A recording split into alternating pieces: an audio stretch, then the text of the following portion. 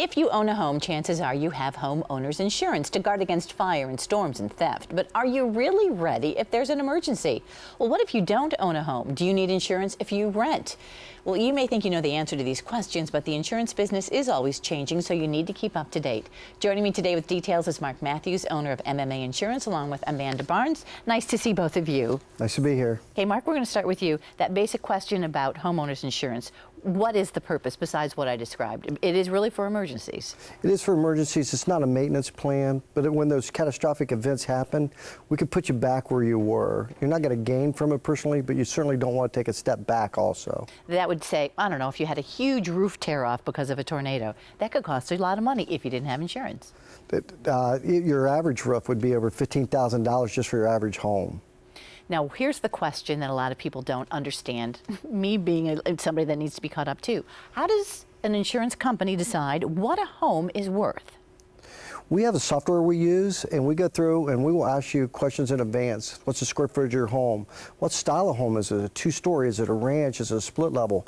Even down to what kind of countertops do you have? What kind of flooring do you have? Then we'll enter in that data, and then it will determine for us how much it would cost to rebuild your home in your zip code. So it's not a guess. But Amanda, some people don't understand why that is going to be a different total than what a real estate agent says your home would be worth. There is a lot of confusion on that. People are like, well, my home is appraised at this value. How are you coming up with this value? They don't understand that it's actually what it would cost to rebuild the home. It doesn't, give the property. It's just all about the dwelling itself. So, Mark, you want people to make sure that they insure their home for enough money so that they do have that money if something would happen. Correct. There's statistically many people are underinsured. They may think, oh, I paid $120,000 for my house. The reality is it might cost $180,000 or more to rebuild it. Our job is to rebuild it, not what you could get for it on the market. The market fluctuates to rebuild, not nearly so much. Yeah, so those are the kinds of things that you educate people on and try to make them see into the future a little bit more than what's today. Yes, in case something really bad does happen. Right. Renter's insurance. Okay. There are a lot of people that don't worry about that at all. What does renter's insurance cover? Renter's insurance covers your personal possessions, but also the liability. If, let's say that you let the shower overflow and it leaked into the unit down below, that person's want to be compensated, so will the owner of the property. I think sometimes people think, oh, I don't own anything, I'm okay. I just have one TV and a bed. Yeah, surprise. More things could come your way if things go wrong. Here's something that I hadn't thought about that you brought up, Mark and Amanda, is that renter's insurance for your college student. First of all, are we talking about in a dorm? We could be talking a dorm, we could be talking an apartment.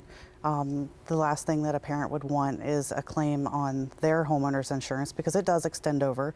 But if the child had their own renter's insurance, then at that point they would be covered on their policy and the parent wouldn't take the blunt of the claim.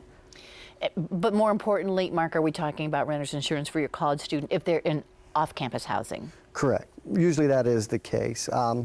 Again, the same situation. Now they have some furniture there, their laptops, things like that. If you have a claim, it could really adverse the parent's insurance. Say they had their own weather-related claim and then their child has a theft claim or some other instance. It could be really difficult to surcharge, everything associated with their bed. My daughter just went and got her first apartment 2 weeks ago, so she has her own insurance policy now herself.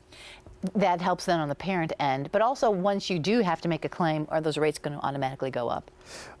If it's on the child, it'll reflect on their insurance, not the parents, and that's what we're trying to do, insulate from them getting surcharged for an event that really doesn't have to do with their individual home. And is renter's insurance expensive? Because some may look at that and say, oh, I don't know if it's worth it. Amanda? It's actually pretty inexpensive. A normal quote is, it can range depending on how much personal property. Right. My daughter actually just got her first place and her policy is $104 a year. So, it's dollars a month. It truly is definitely great to have, the safety net there. I was going to say, that, dollars a month for some peace of mind, really.